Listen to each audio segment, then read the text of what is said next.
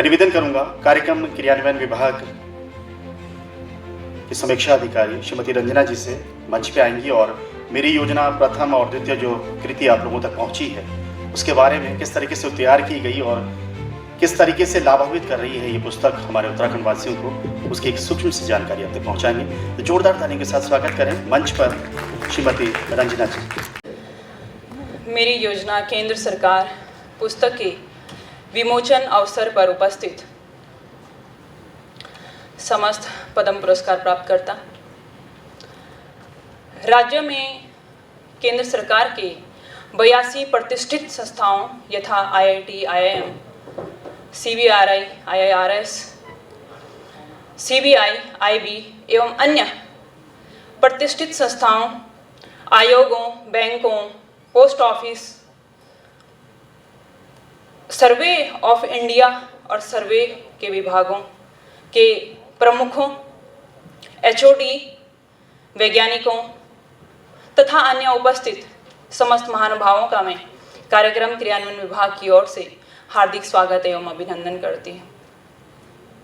आदरणीय, मेरी योजना केंद्र सरकार पुस्तक जिसका कि आज विमोचन होने वाला है, उससे पहले मैं कार्यक्रम क्रियान्वयन विभाग के द्वारा गत वर्ष 2023 एवं गत वर्ष 2024 में तैयार की गई मेरी योजना राज्य सरकार की 2 पुस्तकों पर प्रकाश डालना चाहूँगी, क्योंकि उन्हीं पुस्तकों के तैयार होने के उपरांत मेरी योजना केंद्र सरकार पुस्तक को बनाने का विचार आया।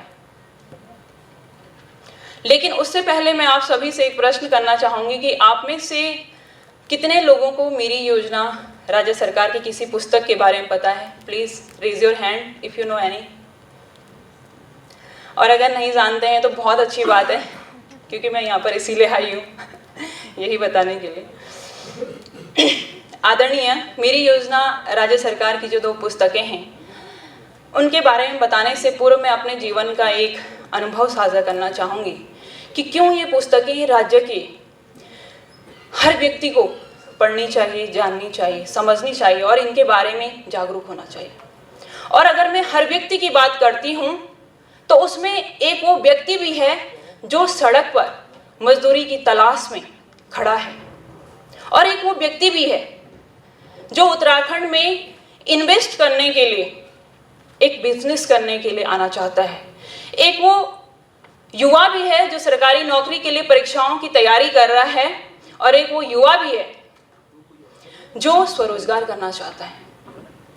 एक वो किसान भी है जो हमारे सीमांत जनपद पिथौरागढ़ में खेती और किसानी कर रहा है, और एक वो डिसीजन मेकर भी है जो उत्तराखंड के देहरादून में महत्वपूर्ण पदों पर बैठे हैं। अगर मैं हर व्यक्ति की बात करती हूँ तो एक वो बच्ची भी है जिसका जन्म हुआ है, और एक वो महिला भी है जो अपने बच्चों को उनके सपनों को एक नई उड़ान देना चाहती है। हर व्यक्ति का मतलब हर वर्ग, हर समाज और हर तबके का व्यक्ति। आदरणीय, वर्ष 2017 की बात है जब मैं जिला न्यायालय हरिद्वार में तैनात थी, तो मैं अपने ऑफिस बेसिकली हमारा ऑफिस काफ़ी दूर था और मुझे स्कूटी चलानी अब आई है, तो मैं ऑटो स्टैंड तक पैदल जाती थी। तो जब मैं जिस रास्ते में पैदल जाती थी तो वहाँ पर मुझे एक लड़की भी मुझे कई बार रास्ते में मिलती थी, तो उसके साथ मेरी आम बोलचाल शुरू हो गई। जब मैंने देखा है उसको कि उसका एक हाथ नहीं है, तो मैंने उससे पूछा कि क्या आपको दिव्यांग पेंशन मिलती है? तो उस लड़की ने बोला, दीदी मुझे पता तो है, क्योंकि दिव्यांग पेंशन का नाम उस समय विकलांग पेंशन था। उसने बोला, दीदी मुझे पता तो है, लेकिन मुझे ये पता नहीं है कि कैसे मिलेगी। और सच बताऊं तो मुझे ही पता नहीं था। फिर मैंने फिर उस बात को उतना ही छोड़ दिया, लेकिन कुछ दिन बाद फिर उसने बोला कि दीदी अगर आप मेरी हेल्प करते हैं तो मैं अपनी हायर एजुकेशन को कंटिन्यू कर पाऊँगी। लेकिन मेरे माइंड में एक क्वेश्चन आया कि क्या उस लड़की को इतने पैसों की ज़रूरत है, क्योंकि उस समय दिव्यांग पेंशन में 800 रुपये पेंशन मिलती थी प्रति माह, और आज की डेट में 1500 रुपये प्रति माह पेंशन मिलती है। तो मेरे दिमाग में यही क्वेश्चन रेज हुआ कि क्या हायर एजुकेशन के लिए उसे इतने पैसों की ज़रूरत है। फिर मैंने उसे एक दिन पूछा कि मैं तुम्हारे घर आ जाऊँ, तो उसने कहा हाँ आप आ जाओ, किसी भी दिन आ जाओ। मैं उसके घर गई, तो जब मैंने उसके घर की स्थिति को देखा तो वो उससे भी दयनीय थी, और जिसने मुझे ये प्रेरित कर दिया कि किसी ना किसी तरह से उसकी पेंशन लगनी चाहिए। और उसके बाद मैंने जो संबंधित क्षेत्र के सहायक समाज कल्याण अधिकारी थे, जो कि वर्तमान में जिला समाज कल्याण अधिकारी हरिद्वार हैं, उनसे पूछा कि क्या प्रोसीजर है। उन्होंने मुझे सारी प्रोसीजर बताई कि कैसे कैसे करना है। जब मैंने उस बच्ची को वही चीज़ बताई तो अब वैसे मैं आपको थोड़ा एक्सप्लेन करना चाहती हूँ कि उस पेंशन के लिए क्या क्या डॉक्यूमेंटेशन चाहिए होता है। उन्होंने कहा कि रंजना, तुम्हें सबसे पहले फॉर्म लेकर आना होगा समाज कल्याण विभाग के ऑफिस से। उसके बाद उस फॉर्म में उस बच्ची की फ़ोटो लगेगी, चिकित्सा प्रमाण पत्र लगेगा, परिवार रजिस्टर की नकल लगेगी, आय प्रमाण पत्र लगेगा 4,000 रुपये तक का।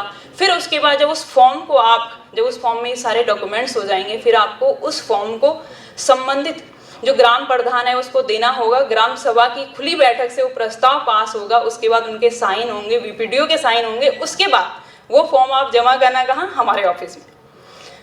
तो यही बात जब मैंने उस लड़की को बोला तो उसके पास 2 डॉक्यूमेंट्स थे। एक उसके पास आधार कार्ड और एक था बैंक खाता। तो उस बच्ची ने मुझे बोला कि कैसे होगा। फिर मैंने जितना हो सके पॉसिबली उसको हेल्प किया और फाइनली किसी तरह से उसका फॉर्म वहाँ पर जमा कर दिया। जमा करने के बाद समाज कल्याण विभाग ने अपनी जांच की और उस लड़की को पेंशन मिलने लगी, जिसका आउटकम ये रहा कि उसने आज की डेट में अपना हायर एजुकेशन पूरा कर लिया है। लेकिन ये मेरे जीवन का एक अनुभव नहीं है, कई और अनुभव ऐसे मेरे जीवन में मुझे मिले हैं जिनमें मैंने देखा है कि जो एक वंचित पात्र लाभार्थी है, जो एक्चुअल लाभार्थी है, उस तक हमारी सरकार की स्कीम्स और सर्विसेज को पहुंचाने में बहुत टाइम लगता है। और इस बच्ची को जब मैं पेंशन में हेल्प कर रही थी तो पूरा 1 साल लगा। और जब मैंने यही चीज़ें देखी कि इतना टाइम क्यों लग रहा है, तो उसके पीछे सबसे बड़ा रीज़न था हमारी जितनी भी सेंट्रल गवर्नमेंट की स्कीम्स हैं, जितनी भी स्टेट गवर्नमेंट की स्कीम्स हैं, उन स्कीम्स की प्रोसीजर को कहीं भी लिखा ना होना। और उस टाइम मुझे लगता था कि शायद हो सकता है मुझे जानकारी ना हो। मैंने बहुत सारी वेबसाइट सर्च की, चाहे वो स्टेट गवर्नमेंट की थी चाहे सेंट्रल गवर्नमेंट की थी। अगर आज की डेट में हम सेंट्रल गवर्नमेंट को देखते हैं तो माई स्कीम पोर्टल भारत सरकार ने बनाया है, लेकिन उसमें भी प्रोसीजर को स्पष्ट नहीं किया है। तो इसी वजह से कहीं ना कहीं वो क्वेश्चन मेरे माइंड में रेज हो रहा था कि कैसे हम इस प्रॉब्लम को शॉर्ट आउट कर सकते हैं। और आदरणीय वर्ष 2019 की बात है जब मेरा चयन उत्तराखंड सचिवालय में हुआ। और ये मेरा जीवन का सौभाग्य था कि मुझे जो हमारे उत्तराखंड राज्य की वर्तमान में मुख्य सचिव महोदया हैं, वो उस समय अपर मुख्य सचिव महोदया थे। तो उनसे मिलने का मौका मिला और उन्होंने मुझे निर्देशित किया कि आप दीपक कुमार सर से एक बार बात कीजिएगा, क्योंकि वो भी यही सोचते हैं। और वो मेरे जीवन का दूसरा सबसे बड़ा सौभाग्य था कि जब मैं दीपक कुमार सर जो हमारे सचिव हैं उनसे मिली और उनके सामने जब मैंने यही बात रखी तो उन्होंने उस चीज़ को काफ़ी अप्रिसिएट भी किया। और दूसरा सबसे बड़ी बात कि ये मेरे जीवन का सौभाग्य रहा कि उन्होंने मुझे एक मौका दिया अपने साथ काम करने का। और जब इसी बिंदु पर हम लोगों ने आगे सोचा कि अब हमें कैसे काम करना है, कैसे हम लोग किताब बनाएंगे, सर ने निर्देशित किया कि आप हम एक काम करते हैं, सबसे पहले एक किताब बनाते हैं। लेकिन हमारे पास एक स्पष्ट रोड मैप नहीं हो पा रहा था कि हम कैसे किताब बनाएंगे, क्योंकि इससे पहले किसी विभाग ने ऐसा काम किया ही नहीं है। फिर हमने सबसे पहले जो हमारी पूरी टीम थी, अगर मैं टीम की बात करती हूँ तो सचिव सर से लेकर हमारे चतुर्थ श्रेणी कार्मिक तक पूरे विभाग एक टीम में कन्वर्ट हो गया था। पूरी टीम ने मिलकर सभी विभागों से शासनादेश, एक्ट, रूल, रेगुलेशन हम सब ने इकट्ठा किए, उसको पढ़ा, उसको लिखने की कोशिश की। लेकिन उसमें भी दिक्कत क्या हो रही थी कि बहुत सारी स्कीम्स हैं, कितनी स्कीम्स की प्रोसीजर लिखेंगे। फिर सचिव सर ने कहा कि नहीं, जितने भी सभी विभागाध्यक्ष हैं उनसे मीटिंग्स कर लेते हैं, उनको भी बोलते हैं। उन लोगों ने भी लिख के दिया। जब उन लोगों ने भी लिख के दिया फिर हम सब ने मिलकर उसको पूरा चेक किया, एक्ट को पढ़ा, रूल को पढ़ा, जो गवर्नमेंट ऑर्डर्स थे उनको पढ़ा और उस प्रोसीजर को लिखा। जब हम इस किताब को तैयार कर रहे थे तो उस समय इस बात का विशेष ध्यान रख रहे थे कि हम इसमें जो भाषा है उसको इतना सरल कर सकें कि जो एक आम व्यक्ति है, अगर मैं आम व्यक्ति की बात करती हूँ तो मैं एक अनपढ़ व्यक्ति की भी बात करती हूँ कि अगर एक अनपढ़ व्यक्ति है और वो अपने नाती को बोलता है कि चल इस किताब में क्या लिखा है थोड़ा पढ़ के सुना, तो उसकी समझ में आ जाए। और सोचो कि एक्ट और रूल्स की जो भाषा है बड़ी टिपिकल होती है, उसको सरलीकृत करना बड़ा एक टिपिकल टास्क था। तो तब दिमाग में आया कि अच्छा इसको कैसे हम सरलीकृत कर सकते हैं। फिर हमने हर स्कीम्स को 4 पार्ट में डिवाइड किया। पहला पार्ट था उसका योजना का नाम, दूसरा पार्ट है उसका पात्रता, लाभ, तीसरा पार्ट उसका लाभ और चौथा पार्ट आवेदन प्रक्रिया और चयन प्रक्रिया। इसको मैं एक योजना का एग्जाम्पल के साथ समझाना चाहूँगी ताकि आप लोग और स्पष्ट हो जाएं कि हमने कैसे इसको लिखा है।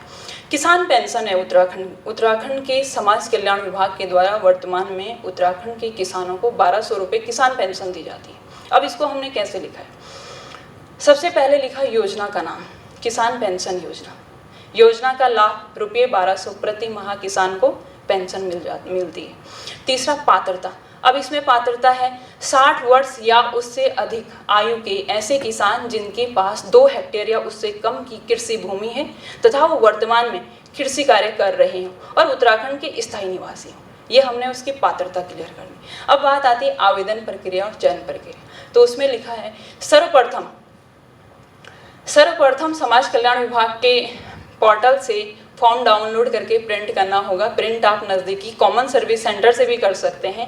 उस फॉर्म में आपको फ़ोटो लगानी होगी। फ़ोटो के साथ ही साथ आपको अपने डिटेल्स भरनी होंगी। उसमें स्थायी निवास प्रमाण पत्र लगाना होगा, भूमि से संबंधित दस्तावेज लगाने होंगे और उसके साथ ही साथ 10 रुपये का शपथ पत्र भी लगाना होगा जिसमें ये लिखा होगा कि आपके पास 2 हेक्टेयर या उससे कम की ज़मीन है और उस जो आपका फॉर्म है उस फॉर्म को आप प्रमाणित करेगा संबंधित क्षेत्र का पटवारी, जो ये भी वेरीफाई करेंगे कि हाँ आपके पास 2 हेक्टेयर या उससे कम की लैंड है। जब आप इस फॉर्म में सारे डॉक्यूमेंट्स लगा देंगे, इस फॉर्म को लेकर जाना होगा संबंधित ग्राम प्रधान के पास।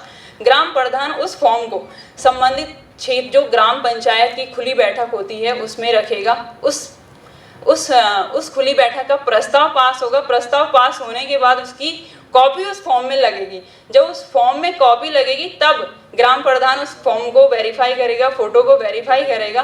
फिर उसके बाद वो फॉर्म संबंधित किसान ऑनलाइन अप्लाई कर सकता है। अप्लाई वो खुद भी कर सकता है या फिर नज़दीकी जन सुविधा केंद्र से कर सकता है। जब समाज कल्याण विभाग उस फॉर्म की जो डॉक्यूमेंट्स हैं उसके वेरिफिकेशन करेगा, वेरिफिकेशन कंप्लीट होने के बाद जैसे उनके पास बजट की व्यवस्था रहेगी, संबंधित किसान को पेंशन मिलने लग जाएगी। अब ये हमने उसमें पूरी प्रोसीजर लिखी और एक स्कीम की एक प्रोसीजर को लिखने के लिए कम से कम 5-6 जियो रूल रेगुलेशन हम लोगों को पढ़ने पड़ रहे थे, क्योंकि प्रोसीजर को इतना इजी लिखना बड़ा टिपिकल टास्क हो रहा था।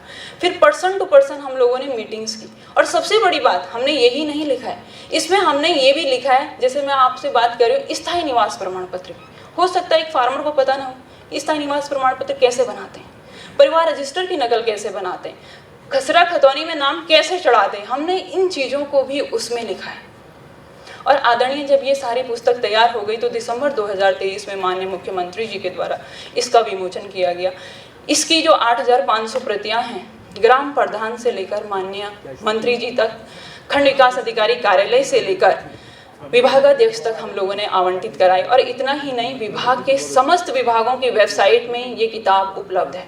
uk.gov.in से आप लोग इसको डाउनलोड भी कर सकते हैं। साथ ही जैसे ही ये पुस्तक तैयार हुई तो कुछ योजनाएं छूट गई थी, उनको हमने मेरी योजना द्वितीय संस्करण पुस्तक में लेकर आई, जिसका दिसंबर 2024 में विमोचन हुआ है। तो जब ये दोनों पुस्तकें हम तैयार कर रहे थे तब सचिव महोदय ने कहा कि क्योंकि इन दोनों पुस्तकों में केंद्र पोषित और राज्य पोषित दोनों योजनाएं आ चुकी थी, सर्विसेज आ चुकी थी, तो सचिव सर ने कहा है कि जो हमारे भारत के प्रतिष्ठित संस्थान यहाँ देहरादून में हैं वो भी तो स्कीम्स और सर्विसेज चलाते हैं, उनकी भी किताब बननी चाहिए।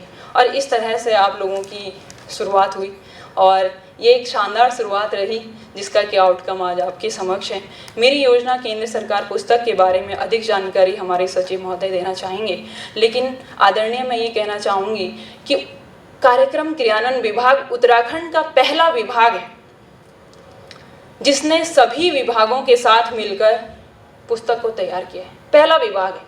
और दूसरा, कार्यक्रम क्रियान्वयन विभाग पहला विभाग है जिसने भारत के 82 प्रतिष्ठित संस्थाओं के साथ मिलकर काम करने की शुरुआत की है। और इसके लिए मैं जो मुझे लगता है कि जो इसमें सबसे बड़ी भूमिका निभाई है वो हमारे सचिव सर ने निभाई है, because they act as a leader and react as a father. I think nothing is impossible in their life as we work with them. And आदरणीय इन तीनों पुस्तकों के लिए मैं कार्यक्रम क्रियान्वयन विभाग की ओर से माननीय राज्यपाल महोदय, माननीय मुख्यमंत्री महोदय, आदरणीय मुख्य सचिव महोदया और राज्यों के समस्त विभागों के विभागाध्यक्ष और आप सभी का दिल से आभार प्रकट करती हूँ कि आप सभी के सहयोग के बिना ये जो असंभव कार्य था उसको हमने संभव करके दिखाया। और साथ ही मैं कार्यक्रम क्रियान्वयन विभाग की पूरी टीम को दिल से शुक्रिया करना चाहूँगी कि आप लोगों ने मुझे अपने साथ काम करने का मौका दिया। और विशेष रूप से आभार प्रकट करना चाहूँगी कार्यक्रम क्रियान्वयन विभाग की टीम की 3 महिला सदस्यों को, जिसमें श्रीमती कुसुम, श्रीमती सरिता तोमर और श्रीमती वंदना पाटनी मैम हैं, जिन्होंने अपना बेस्ट देने का इस टीम में प्रयास किया है। आदरणीय, मैंने सपनों को साकार होते देखा है, विचारों को जमीन पर उतरते देखा है, एक दूसरे के सहयोग से हर मुश्किल को आसान होते देखा है। और इसी वजह से मैं आप लोगों से एक विनम्र अनुरोध करना चाहूँगी कि कृपया इन पुस्तकों के बारे में जो आपके संस्थान हैं, विश्वविद्यालय हैं, जो आपके इंस्टीट्यूशंस हैं, उनमें भी डिस्कस करने की कोशिश कीजिएगा। और दूसरा, मैं ये भी कहना चाहूँगी कि जो आपके शोधार्थी अगर वो किसी समस्या पर शोध करना चाहते हैं तो उन्हें इस बात के लिए ज़रूर प्रेरित करें कि प्लीज़ वो शोध करें तो इस बात पर भी शोध करें कि कैसे हम केंद्र सरकार की, राज्य सरकार की और आपकी संस्थाओं की जो योजनाएं हैं, जो सर्विसेज हैं, उनको और आसानी से राज्य के, देश के हर नागरिक तक पहुंचा सकें। और इसके लिए हमारा कार्यक्रम क्रियान्वयन विभाग उनको सभी चीज़ें प्रोवाइड कराने के लिए तैयार है, चाहे वो रूल हों, रेगुलेशंस हों, एक्ट के बारे में जानकारी हो या स्कीम के बारे में जानकारी हो, ये सारी चीज़ें हम उनको प्रोवाइड कराने के लिए तैयार हैं। और साथ ही इसके संबंध में अगर आपको हमारे विभाग के साथ कोई MOU करना होगा तो उसके लिए भी आपका दिल से स्वागत है। आदरणीय, आज हम बात करते हैं एक विकसित भारत की और एक विकसित उत्तराखंड की। और ये सब संभव है, लेकिन ये सब तभी संभव है जब हम एक नागरिक, हर नागरिक को विकसित नागरिक बनाएं। और हर नागरिक को विकसित नागरिक हम बना सकते हैं, ये भी संभव है जब हम जो हमारी स्कीम्स हैं, जो सर्विसेज हैं, उनको और आसानी से हर नागरिक तक सही समय पर पहुंचा सकें।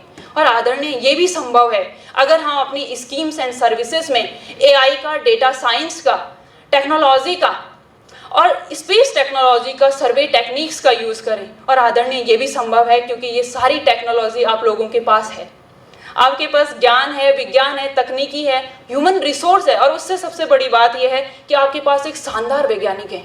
अगर आप और हम लोग मिलकर इस मुहिम को आगे बढ़ाएं तो हम एक हर नागरिक को विकसित नागरिक भी बना सकते हैं, हम उत्तराखंड को विकसित उत्तराखंड भी बना सकते हैं और हम भारत को विकसित भारत भी बना सकते हैं।